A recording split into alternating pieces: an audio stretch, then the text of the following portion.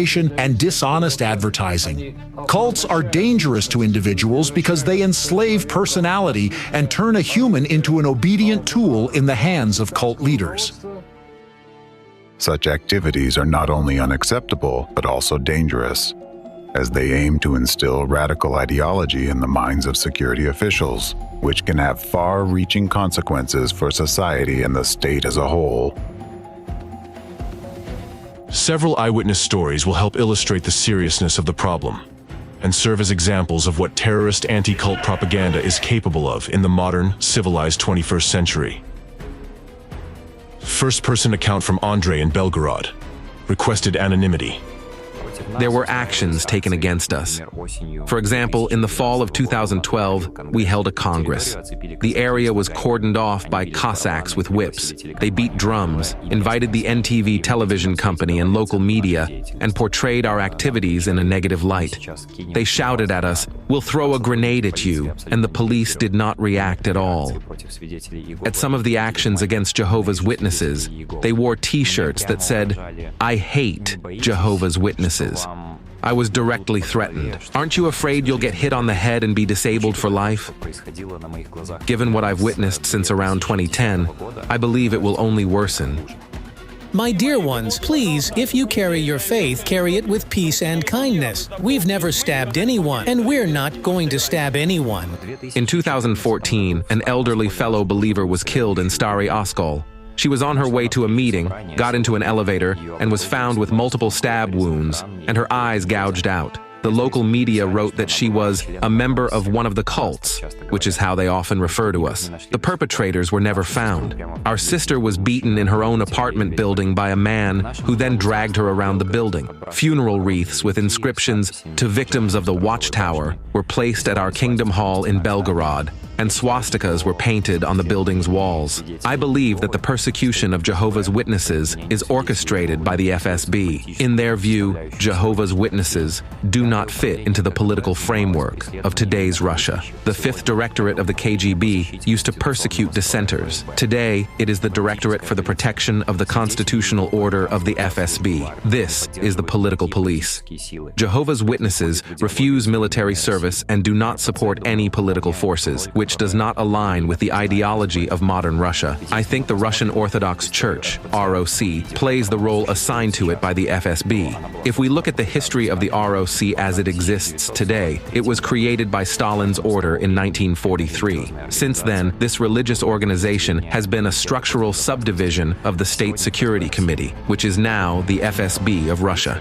Experienced police officers have told me that they don't understand why they are being forced to persecute people for their religion. One even said that under the current government, it has become embarrassing to work in the police force because they are detaining elderly women for talking about the Bible, apprehending people on the street for unclear reasons, breaking into apartments, and so on.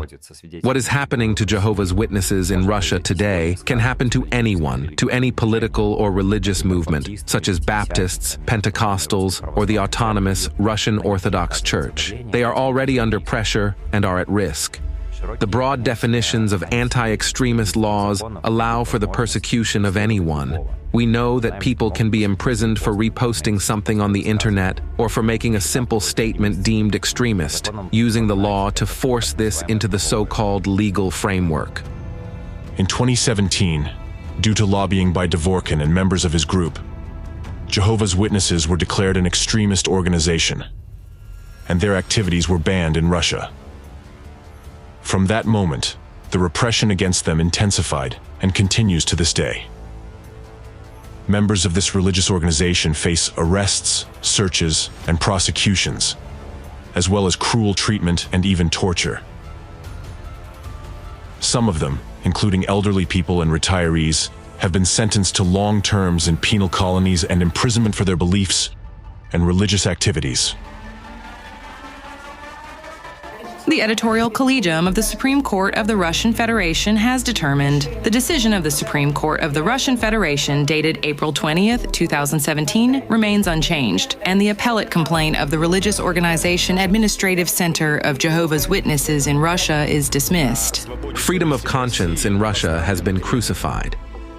There is no doubt that what happened to Jehovah's Witnesses will affect other denominations as well. A little bit later, religious persecutions will begin in Russia. There will be prisoners of conscience. The very term cult is certainly used as a stigma, as a label intended to turn people away from Jehovah's Witnesses, as well as from other organizations that are also labeled as cults by anti-cult activists or other opponents. If we assess the contribution of the anti-cult movement to the persecution of Jehovah's Witnesses, I believe it plays an overwhelmingly negative role and largely contributes to the expansion of persecutions against peaceful believers who simply seek to satisfy their religious needs, guaranteed by the Constitution of the Russian Federation. The right to satisfy their religious needs, including the right to collectively profess their religion. Believers are already facing persecution, attacks, and physical violence in places where meetings and gatherings used to take place. They are subjected to acts of vandalism. We fear that this will become widespread. People who are guilty of nothing other than adhering to certain religious beliefs will find themselves targeted by those who consider them enemies of society. As for liquidation of the Jehovah's Witnesses organization, in this regard, I have no disagreement with it. The ban on the organization is undoubtedly helpful. Primarily, we no longer see Jehovah's Witnesses in the streets, and consequently, people are protected from their intrusive propaganda and recruitment. When we talk about Jehovah's Witnesses, I certainly hope that their ordinary members will at least receive administrative penalties, but I understand that I'm not a lawyer and the law is the law.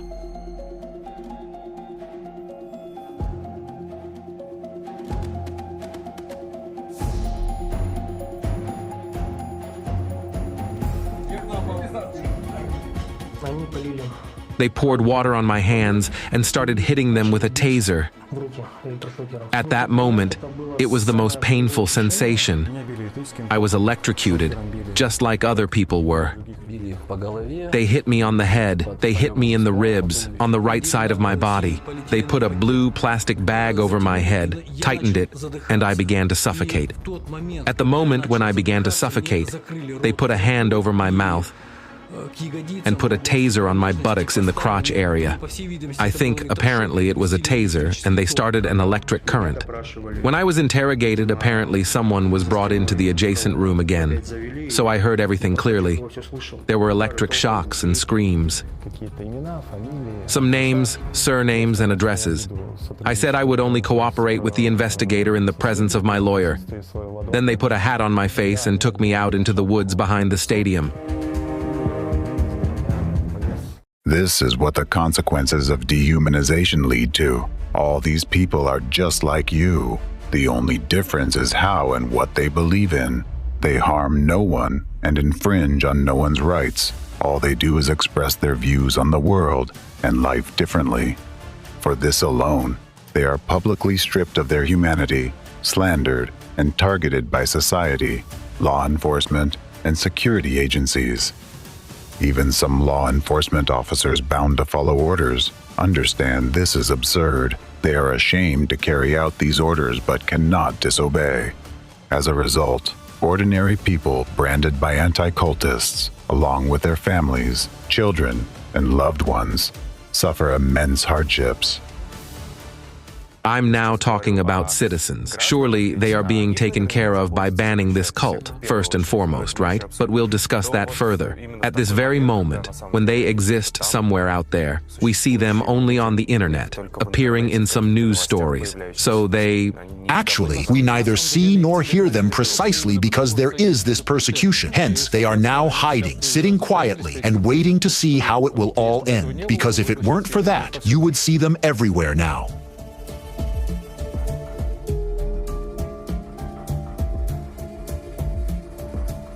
I cannot avoid quoting the words of President Putin. On December 11th, 2018, he said, "We should treat representatives of all religions equally. We should not classify representatives of religious communities as some kind of destructive, not to mention terrorist organizations." Of course, this is complete nonsense. Jehovah's Witnesses are also Christians. I don't understand why they should be persecuted. So, what do we persecute them for? Firstly, I disagree with President Putin that Jehovah's Witnesses are Christians. They are not Christians. Christians are those who believe in divinity in Christ, while Jehovah's Witnesses do not believe in the deity of Christ. They are Jehovists. Their main God, whom they believe in, is Jehovah, so according to the rules, they should be called Jehovists. But they don't deny Christ. However, they don't consider him God. Muslims do not deny Christ either, but they don't consider him God. Muslims are not Christians. So this... But Muslims are not banned, while Jehovists are. Muslims are not, but Jehovists are banned. This is my position.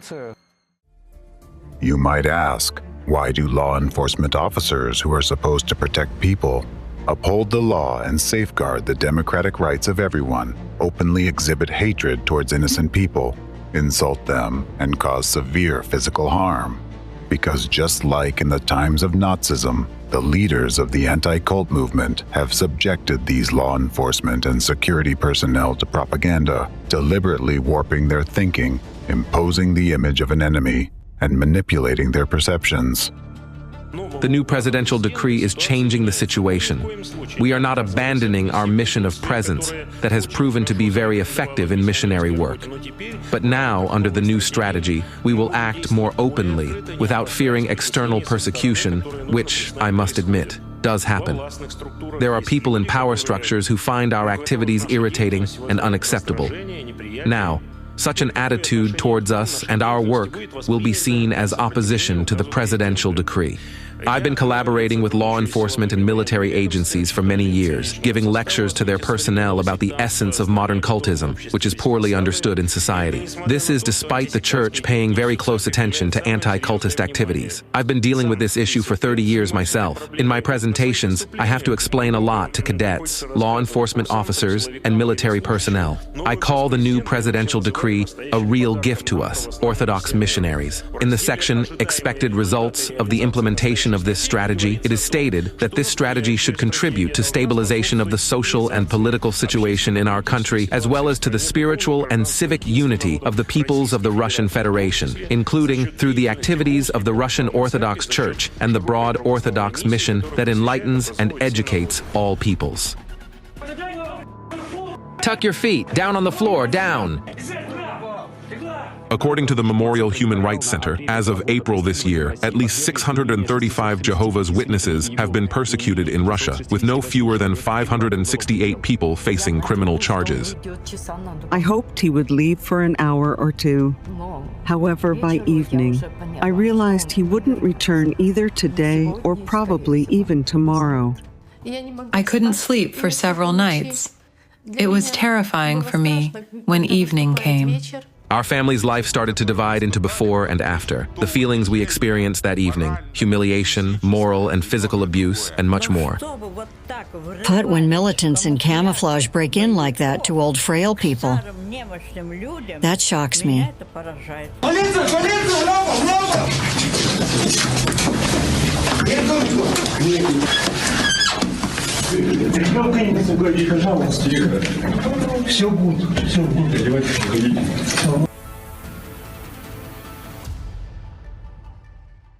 Think about it.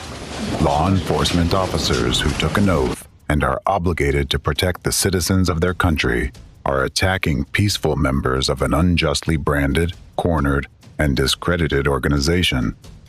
They no longer see these individuals as citizens, or even as people, but as soulless, inferior beings because anti-cultists have labeled them with a yellow star for believing in God differently. These are the Nazi methods imposed by anti-cult organizations. First, the label cult is applied by anti-cultists, and then the state assigns the status of extremism. Anti-cultists successfully use these methods not only in Russia, but also in Europe and worldwide. The very existence of anti-cult organizations violates one of the fundamental human freedoms, the freedom of conscience and religion. To deprive someone of the ability to believe in what they choose is to strip them of a basic need, similar to the need for food or drink. It's as if you were forbidden to eat bread because a bunch of radical extremists decided you aren't even human. And if you're not considered human, you can't behave like one. This means you don't deserve humane treatment and cannot have human rights and freedoms. To help you understand what these people branded as cult members by anti-cultists and no longer protected by the law feel, let me give you a simple example. Imagine you're at home, sitting down for dinner. Suppose you have a habit of eating bread in a particular way. Maybe you prefer to separate the crust from the crumb and eat them separately, meaning you simply eat bread differently than most people. Now, because of this, the police forcibly break into your home, turn your personal belongings upside down, damage your property, scare your children, beat you, and arrest you. How would you feel in such a situation? That is precisely how those targeted by anti-cultists feel today. What wrong have these people done? They did not break into others' homes, they did not violate the law, and they did not force their beliefs on anyone. Unlike the way the dominant religion is imposed in some countries, they did not infringe on others' rights. They simply ate bread differently because it suited them better. But someone didn't like that, so they were stripped of their humanity. The persecution of Jehovah's Witnesses in Russia has been widely condemned both by the general public within Russia and internationally, by representatives of human rights organizations and officials from various countries. The European Court of Human Rights, ECHR, ruled that the persecution of Jehovah's Witnesses in Russia violates human rights. However, the persecution continues to this day, and instigators of hatred and informational terrorism, such as Alexander Dvorkin and his associates, have not been held accountable or received the punishment they deserve. Charge: dehumanization. The denial of individuals in any religious or ideological group their status as human beings is an activity aimed at denying human rights, and is qualified as acts, methods, and practices of terrorism. The stance of leaders of anti-cult organizations, such as Fekris and Ratziers, that the members of what they call cults or sects are not considered to be humans, directly violates the rights of such people to legal capacity, which guarantees that every person is regarded as an individual with rights. By their statements and actions, representatives of anti-cult organizations deny the principles of pluralism, one of the most important democratic pillars. Accordingly, under the definition in the resolution adopted by the UN General Assembly on June 22, 2023, this activity is considered terrorism.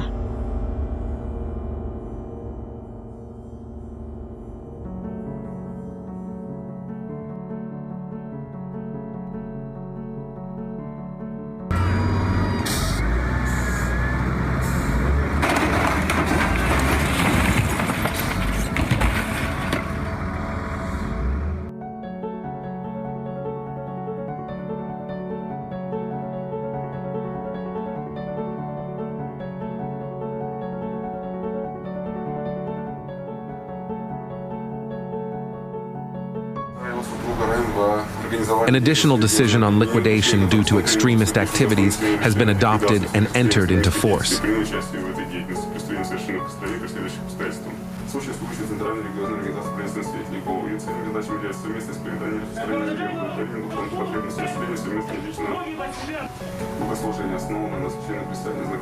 They put a submachine gun right to his forehead, pushed him back, and started shouting, "Where's the family? Where is your family?"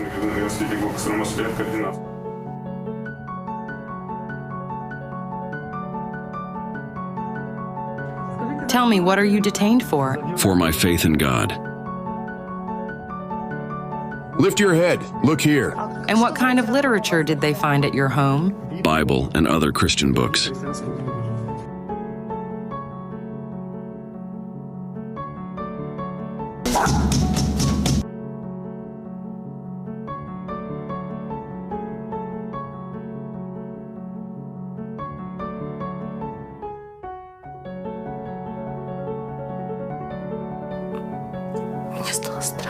Yeah, I got scared.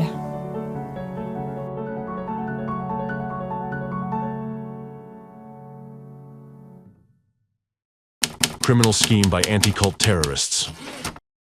So, let's summarize. The typical scheme of terrorist actions by the anti-cult movement against a targeted group follows universally precise steps. It begins with labeling the group as a cult or a sect, continues with stigmatizing the group in public opinion, fabricating accusations and criminal cases, and ends with discrimination against members of the targeted group, persecution, and the use of physical violence, up to murders.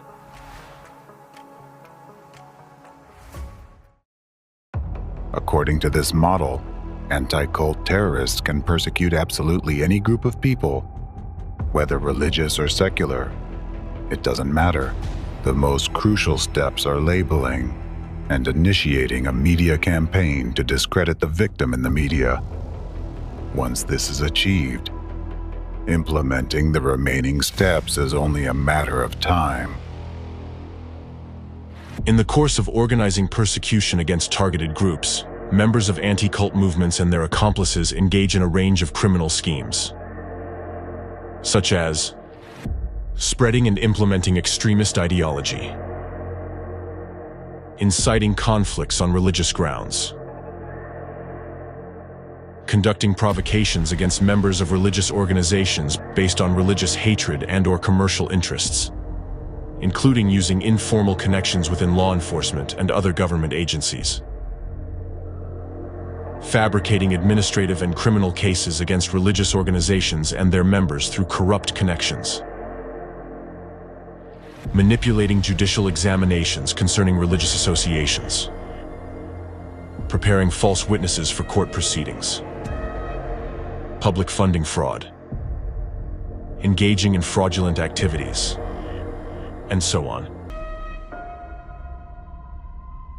Leaders and members of anti-cult organizations have repeatedly been found guilty by courts of violating human rights and freedoms. Numerous facts and cases have accumulated where European courts in Germany, France, Canada, Spain, the United Kingdom, Switzerland, and Austria have found participants in organizations affiliated with the Fekris network guilty of numerous offenses, including defamation, discrimination, and unlawful restriction of freedom. The violations they committed have had significant consequences for religious groups and their members, including social ostracism, job dismissals, denial of employment and medical examinations, educational problems for their children, and other issues. However, despite the clear violations of laws, anti-cult organizations continue to operate, receive state funding, and conduct their anti-democratic and inhumane criminal activities.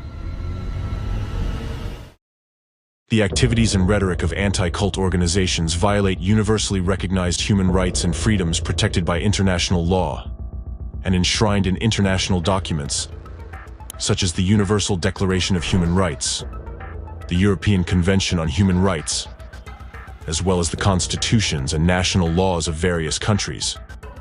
Specifically, the right to freedom of thought, conscience, and religion, the right to freedom of speech, the right to equal protection against any form of discrimination, the right to life, liberty, and personal security, the right to the presumption of innocence, to be considered innocent until proven guilty according to the law, and so on.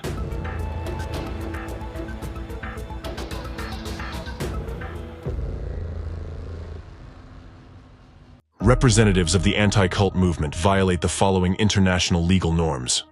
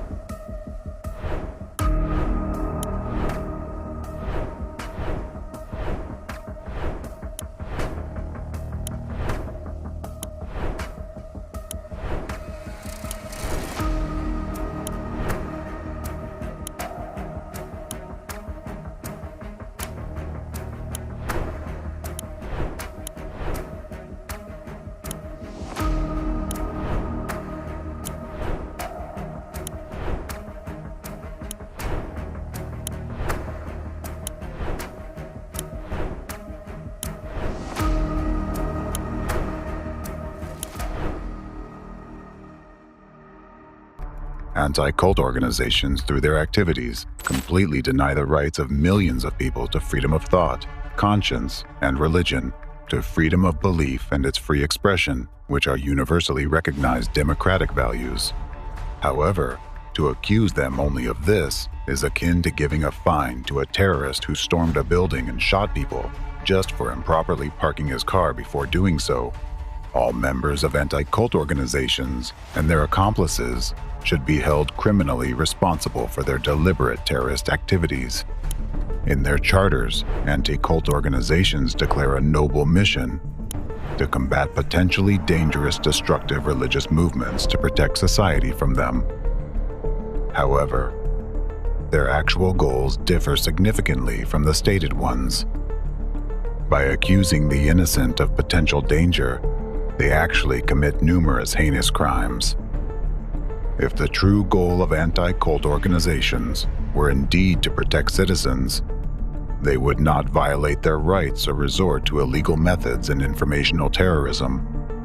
Instead of spreading interreligious discord in society, they would approach state authorities with requests to investigate a particular organization, adhering to the principle of the presumption of innocence.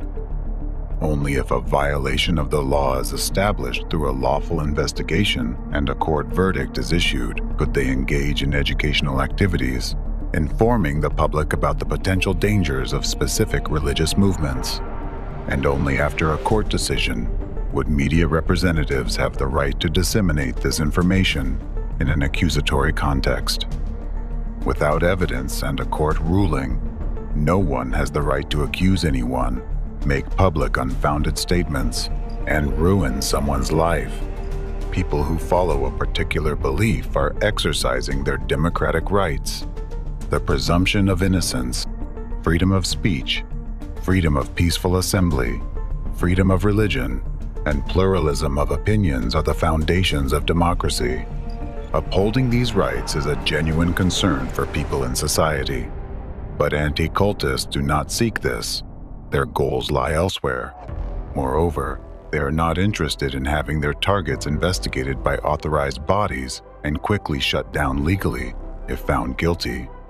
They need a long-term, demonstrative crackdown on innocent people. Their aim is to instill fear in the masses and influence the authorities by provoking acts of persecution and repression against social and religious groups. Staging a public execution, this is a true act of informational terrorism.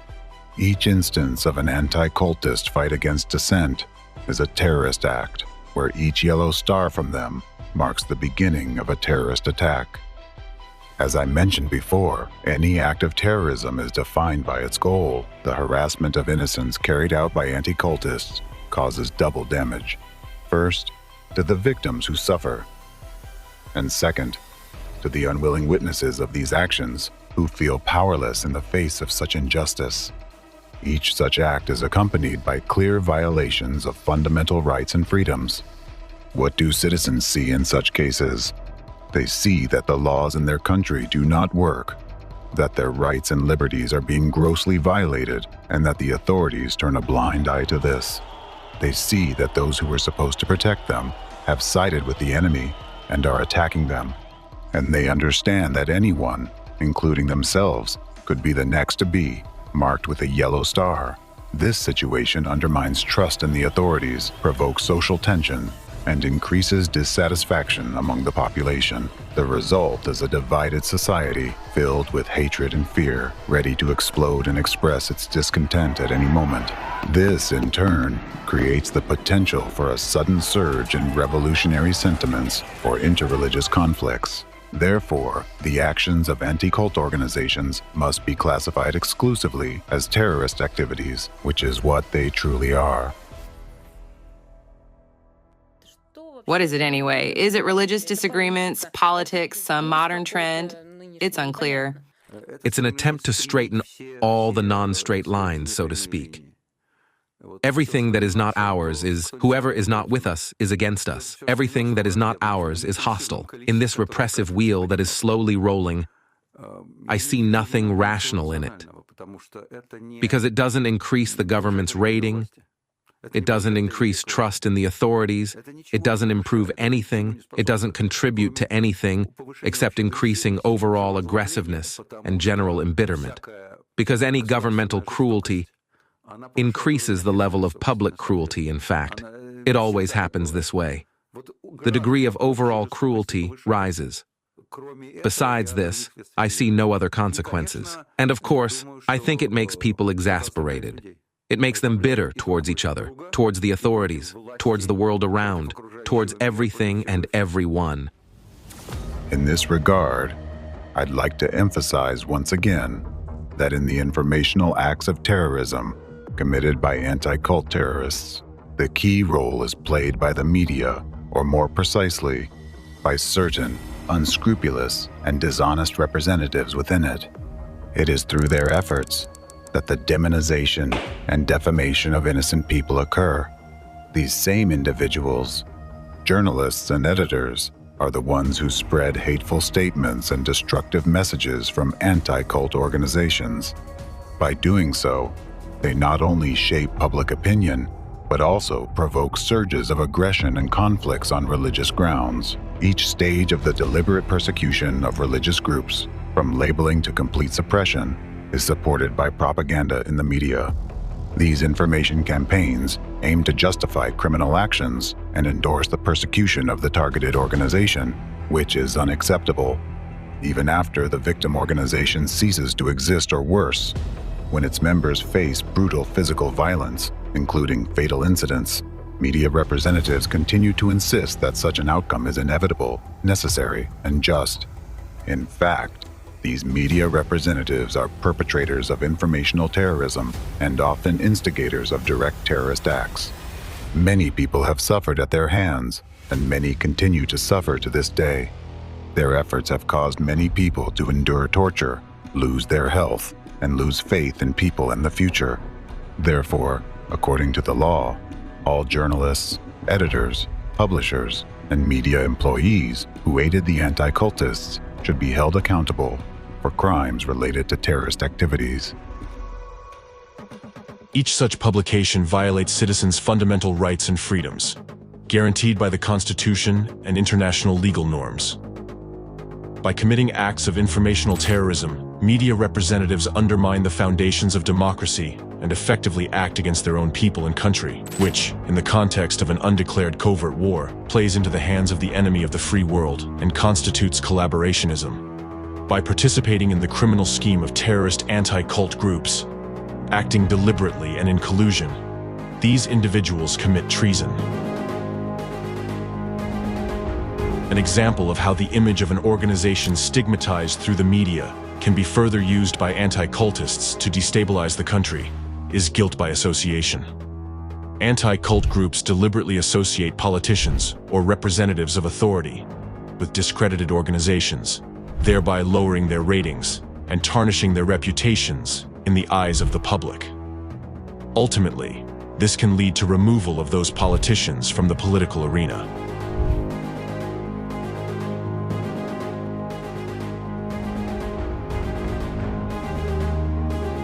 As a result, in countries where anti-cultists wield significant influence, their activity undermines and destabilizes the state.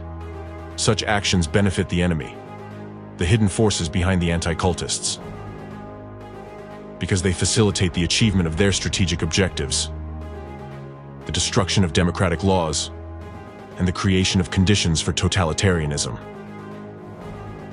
Thus, media representatives bear full responsibility for their actions, just as all participants in this criminal scheme do. The anti-cult movement representatives, those behind them, and all who abetted them are equally guilty of a range of offenses and must be held accountable under the law. Charge: the activities of anti-cult organizations sow panic in society, incite discord, create an atmosphere of fear and uncertainty, undermine public order and stability, and threaten the sovereignty and territorial integrity of states, as well as the protection of their citizens from external and internal threats. This destabilizing activity directly threatens the sovereignty, territorial integrity, and security of states, which, according to the UN resolution of June 22, 2023, constitutes terrorism.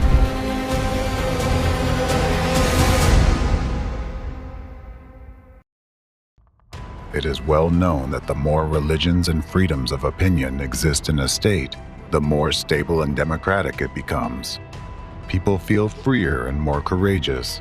They are ready to defend their country, serve it, and contribute to society. Pluralism of opinions ensures safety and stability by preventing the concentration of power in one set of hands. This is precisely why the First Amendment was added to the U.S. Constitution. However, the actions of anti-cult organizations threaten this diversity and endanger states themselves by provoking the destabilization of the democratic system, which, according to international acts, is also a form of terrorism. The long-term nature of such terrorist acts and the use of secretive manipulative technologies has made their execution inconspicuous for a long time. It has complicated the proof of guilt of their organizers, but now the time has come when all individuals involved in such actions, representatives of anti-cult organizations, the media, law enforcement, security forces, those engaged in persecution, searches, arrests, falsified trials, as well as politicians and individual officials, must be identified, held accountable, and punished to the full extent of the law for treason, creating an international terrorist network, complicity in terrorist activities, and the systematic execution of terrorist acts. Charge. The activities of anti-cult organizations represent a new, dangerous form of terrorism. Therefore, the international network of the anti-cult movement must be recognized by the global community as a network of terrorist organizations. The UN resolution of June 22, 2023, clearly established this by providing a comprehensive definition of terrorism. Terrorism are activities aimed at the denial of human rights, fundamental freedoms, and democracy, and actions impeding the enjoyment of political, civil, economic, social, and cultural rights, including the right to life, liberty, and security. In other words, these are actions or practices that directly or indirectly undermine or violate fundamental human rights and freedoms and the principles of democracy. How to defend your rights and freedoms.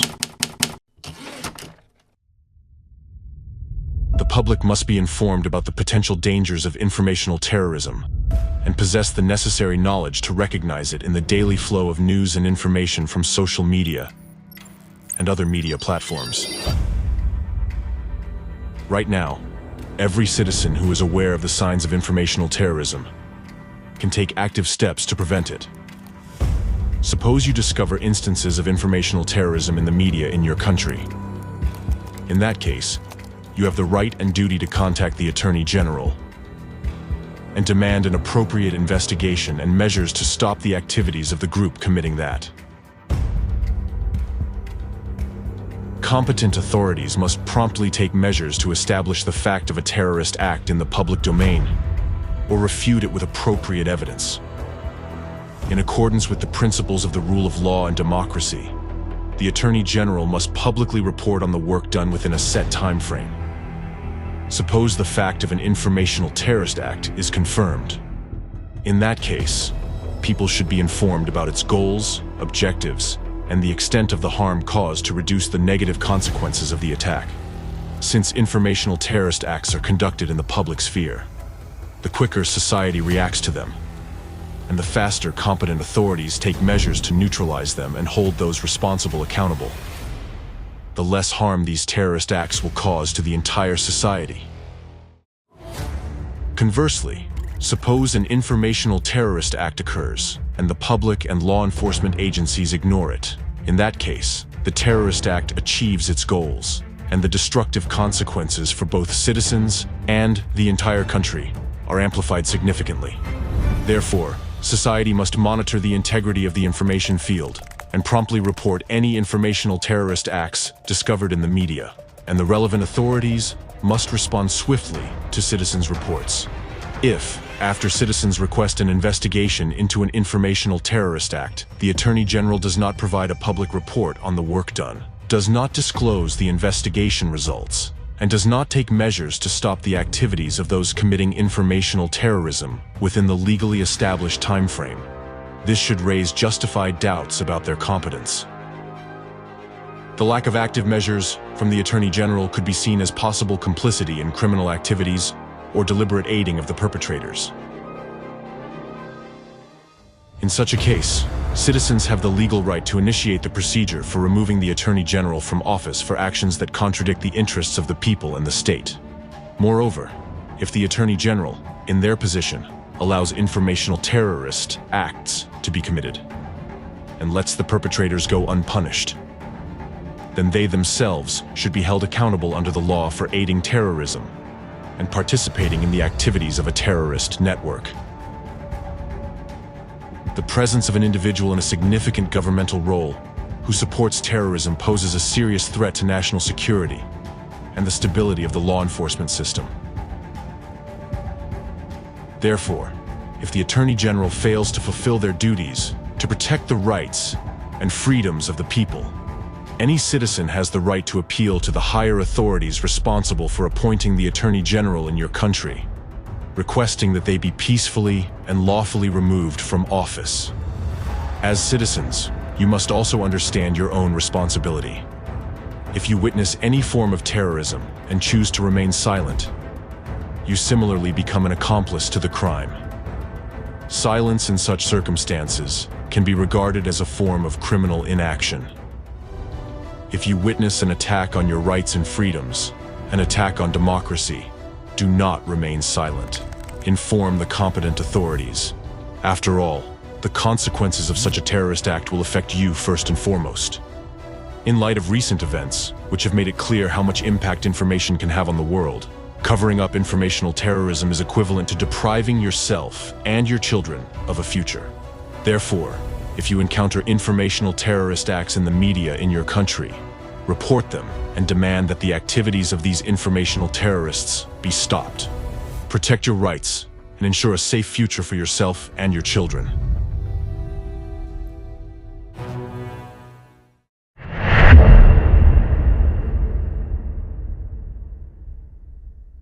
In a democratic world, anti-cult organizations should not exist at all, as their very essence contradicts democracy and the pluralism of views on which a free and equal democratic society is built.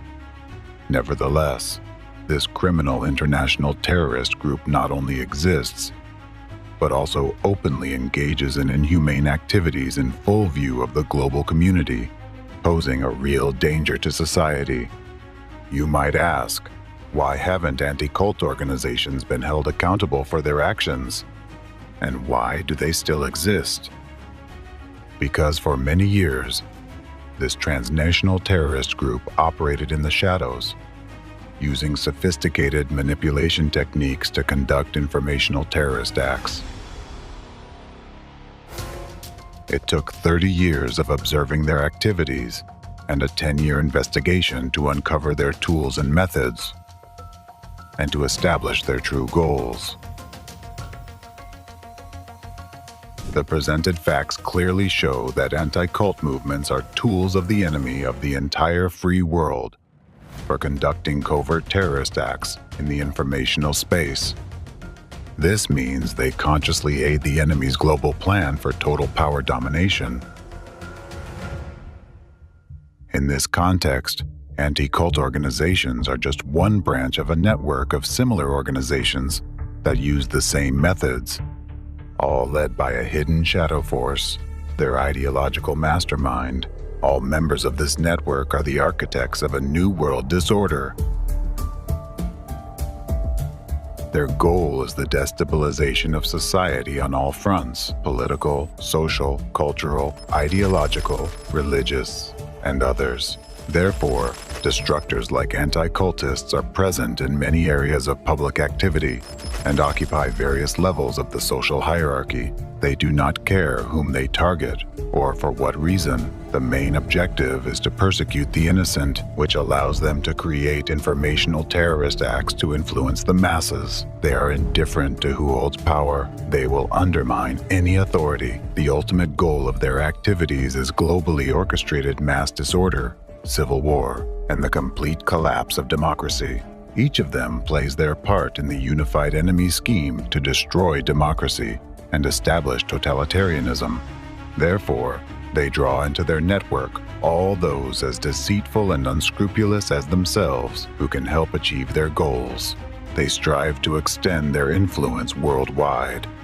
In some countries, they have already infiltrated the government. In others, they openly influence legislation. In some places, they even receive funding from the state. There is also a country that serves as the source of this harmful influence spreading across the globe. In this country, this shadow force already controls the government and is the real power.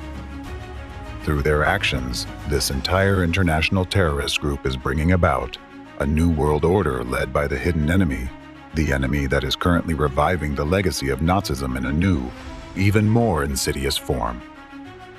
For convenience and understanding, let's call this new form of Nazism global anti-cultism, after that branch of the unified network, on the example of which it became possible to study the methods and schemes of the hidden enemy through years of investigation, monitoring, and study of its activities.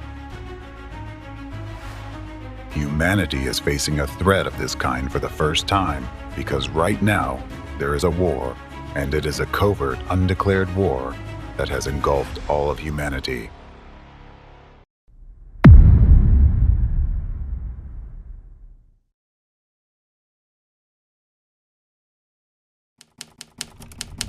Chapter 3: Anti-Cultism as a New Form of Nazism. I don't make the claim lightly that the enemy is reviving Nazism in a new form, nor do I casually compare the methods of the Nazis and anti-cultists.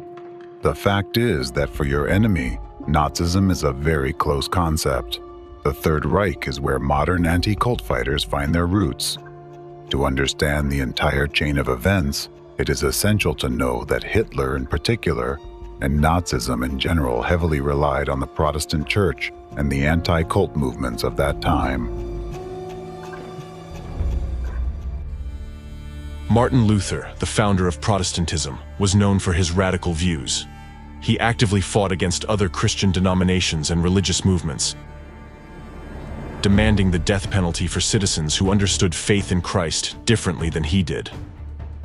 Moreover, Martin Luther was a fervent anti-Semite. He declared that Jews were a misfortune for the German people, advocated burning their synagogues and schools in the name of the Lord and Christianity, and stated that if he were to baptize a Jew, he would lead him to a bridge, tie a stone around his neck, and push him into the water. These radical views of Martin Luther, which became the foundation of Protestantism, later played a role in the growth and spread of Nazism. Hitler admired Luther and called him the greatest German genius, and Protestant ministers, in turn, began to support Hitler's ideas. German Protestant pastors infected with anti-cultism on the territory of Germany are largely responsible for the spread of Nazism among the German believers. The rise and development of Hitler's ideology was based, among other things, on the Protestant and Catholic religions.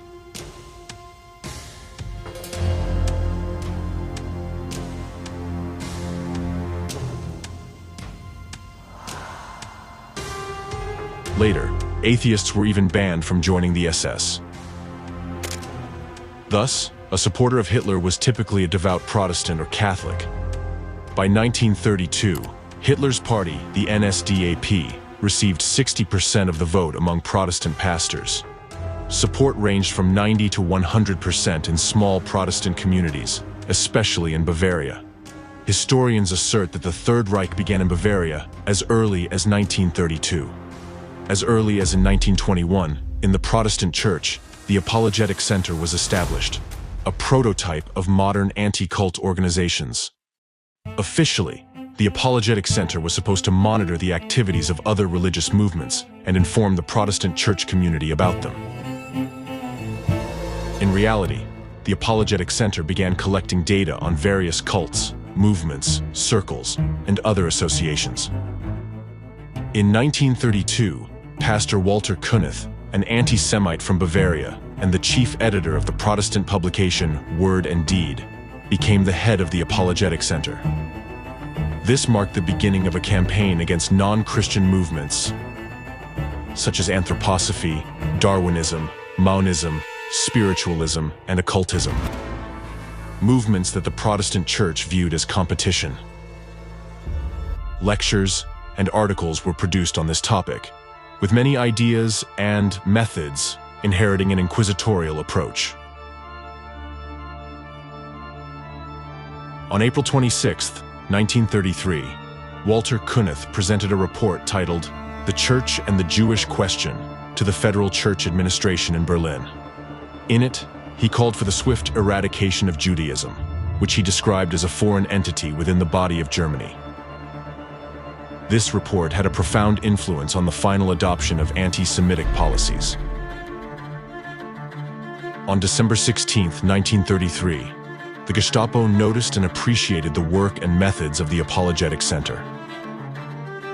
Thus, Walter Kunneth united with Adolf Hitler in the mission to eliminate Jewish influence on the life of the people. At the same time, Kunneth sought to permanently rid society of other religious and political minorities. Kunneth was really pleased with the Gestapo's interest in his work. This is what he wrote in his report to the leadership of the Reich's Protestant Church.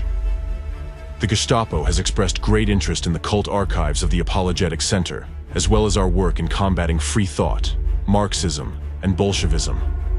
The Gestapo has expressed a desire to lead the fight against illegal free thought alongside the Apologetic Center in the future. The exchange of materials between the Gestapo and the Apologetic Center has already begun. From this point on, the staff of the Apologetic Center began intensively supplying the Imperial Ministry of the Interior, the Ministry of Propaganda, and the Gestapo with materials about the political positions of various religious communities. The Apologetic Center also collaborated with the Reich Ministry of Propaganda, headed by Goebbels, and the Reich Ministry of the Interior. This work focused on developing materials to combat Jews and cults, lists of the so-called cults and sects, that is, any groups the Apologetic Center deemed dangerous to state ideology, were maintained and constantly expanded. As a result, representatives of the Apologetic Center, led by Walter Kunneth, produced numerous slanderous pseudo-expert reports. This defamation turned these groups, along with the Jews, into targets for the Nazi dictatorship and subsequent brutal persecutions, including the deportation of their members to concentration camps.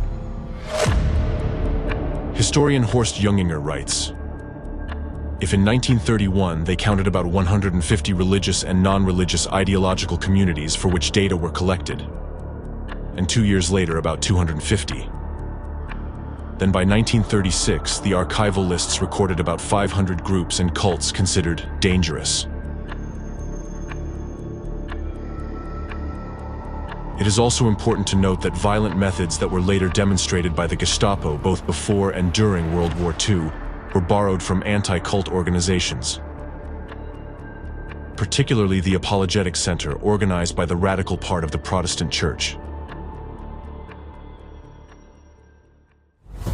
Prototypes of the anti-cult movement have existed since remote antiquity. Persecution and execution of Jesus Christ, establishment of the Inquisition, all of this, and much more, was practiced by the ancient predecessors of modern anti-cultists. Throughout the centuries, they adapted to external circumstances and changed the form, but always maintaining their essence. Their weapon was, and still is, genocide in its various forms. Thus, the radical views of the Apologetic Center were formed long before the radical views of Adolf Hitler himself. Researchers note that Hitler followed Luther's instructions against the Jews precisely. Historians also emphasize that the pre-existing anti-Semitism on the part of the Church determined the character of the German national movements. In other words, it determined Nazism itself. It means that the radical vector against Jews and dissenters was determined long before the Gestapo emerged. It is interesting that in 1933, immediately after its foundation, the Gestapo began to adopt the experience and exchange documentation, precisely with the anti-cult apologetic center. Protestant pastors, who held radical views, constantly urged the Gestapo itself to further tighten its methods of combating Jews in dissent. For example, in 1942, the Bavarian evangelical Lutheran pastor, Friedrich Auer, even demanded from the Nazi government another St. Bartholomew's Night, during which no Jew would be spared. It is also interesting that after the war, these pastors were not prosecuted for their Nazi proclamations. Surprisingly, after the war, Walter Kunneth was not convicted for his anti-Semitic views and collaboration with the Gestapo, unlike many other Nazis. On the contrary, Kunneth received the Maximilian Order for Science and Art and the Bavarian Order of Merit from the Free State of Bavaria. Starting in 1946, Walter Kunneth became a professor of Protestant theology at the University of Erlangen in Bavaria. Kunneth was awarded the honorary title of Church Counselor. Now you know that it was the anti-cultists who were responsible for making Nazism so violent. They made Nazism such as the world knows it nowadays. Moreover, it was with the hands of the anti-cultists of the past that Nazism was revived after World War II.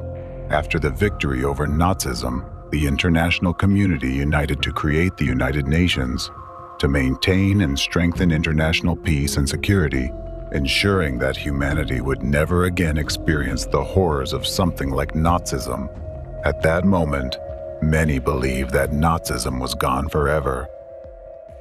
However, in 1964, the Protestant Church of Germany officially reinstated the position of Commissioner for Sects and Ideological Questions of the Evangelical Lutheran Church of Bavaria, appointing Pastor Friedrich Wilhelm Hack to the role.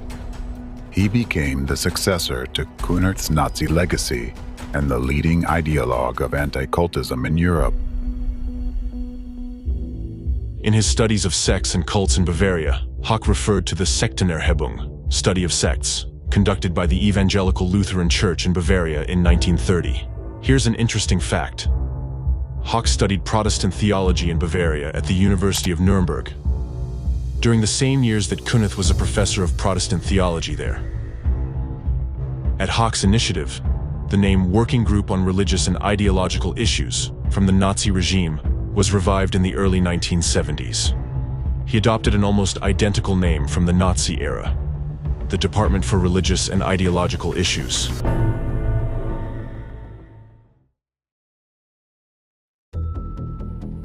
All this happened at a time when the world and Germany were trying to live a new, free life, respecting everyone's rights. The flames of Nazism that had engulfed Germany had been extinguished, leaving behind smoldering embers that would have eventually died out on their own, leaving Nazism in the past forever, if not for Hack. He thoroughly rejected the Universal Declaration of Human Rights. He rejected what countries, even those that had been enemies, had united for. He rejected the core values accepted by the entire world, values of unity and equality. In his works, Hack declared, if we understand our faith correctly, we have no right to allow the others to continue in their faith.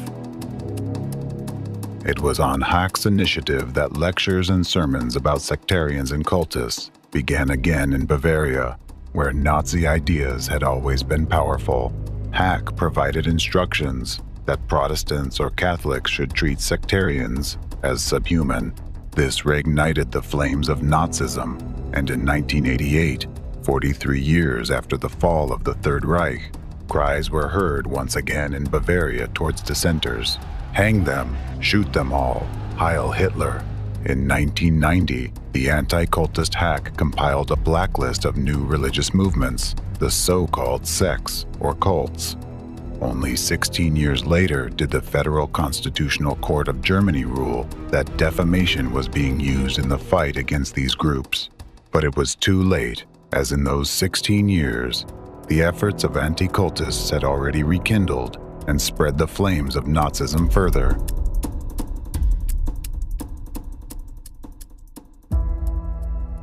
Anti-cultists of the past were the forerunners of modern anti-cultists. Anti-cultists never broke the direct line of transmitting their knowledge and methods. Thus, modern anti-cult organizations were established using the model of the Nazi Apologetic Center. Thus, after World War II, Wilhelm Hauck helped his brother in faith, fellow anti-cult activist Johannes Aagaard, establish the Dialogue Center International in Denmark in 1973. Although the center's name suggested peaceful dialogue, it was merely a facade. In reality, Aagaard, like Kunith in the Apologetic Center, was a Christian anti-cultist who sought to combat so-called totalitarian sects. Aagaard publicly mocked the First Amendment to the US Constitution, a symbol of a free society, calling it a neurosis and claiming it was unnatural to human nature. The Dialogue Center had branches in Greece, England, India, Ireland, Russia, and Germany, where Hauck served as vice president.